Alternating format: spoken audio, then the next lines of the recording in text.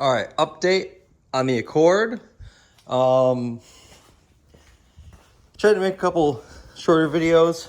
Of course, I don't know where my list went. So here's a little list I made. I don't remember if I actually posted a video of me doing this.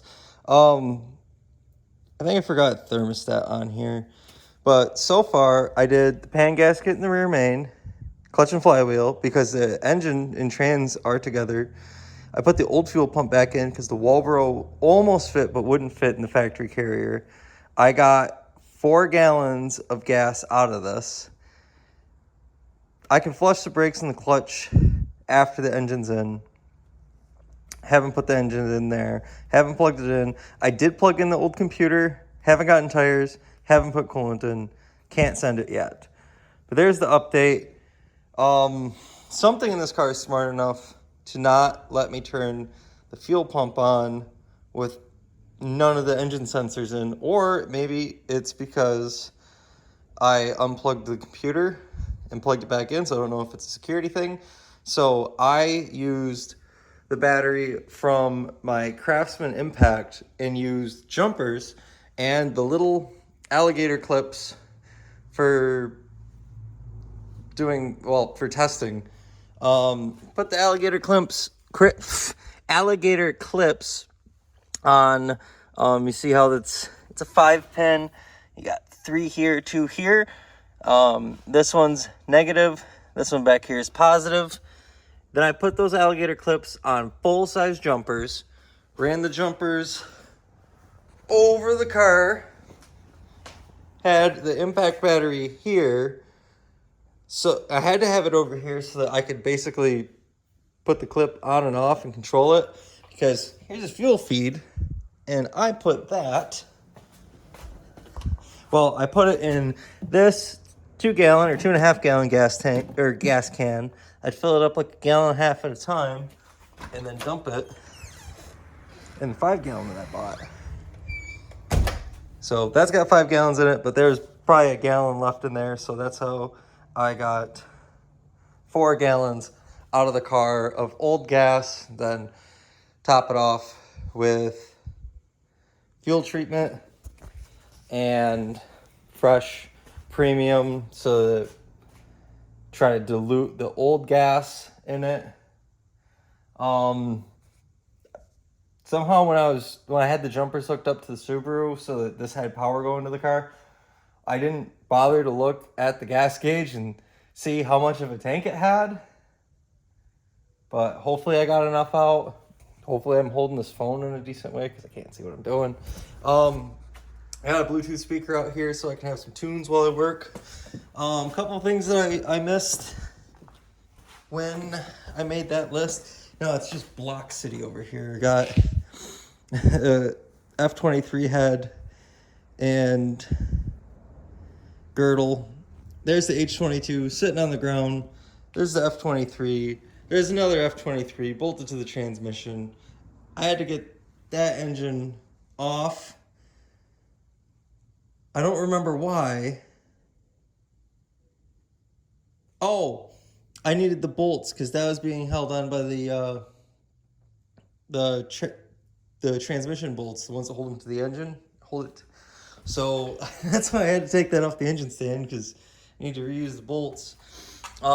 Engine's on, and then I did the axle seals. The axle seals on these, super easy.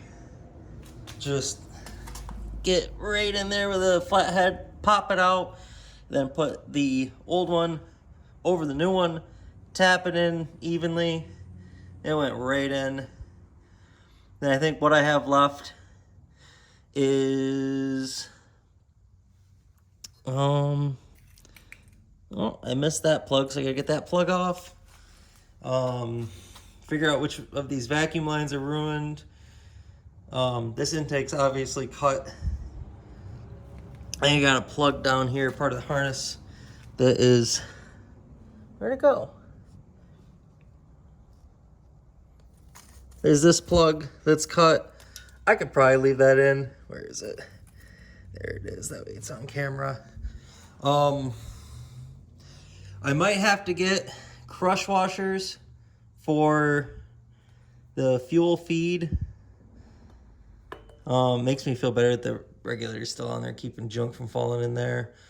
I might want to, once I get fresh gas in here, maybe cycle it one more time so that all that fuel system has fresh gas in it. So it doesn't have, you know, a cup or 2 cups of bad gas and have to cycle that through the motor before it fires up. There's that.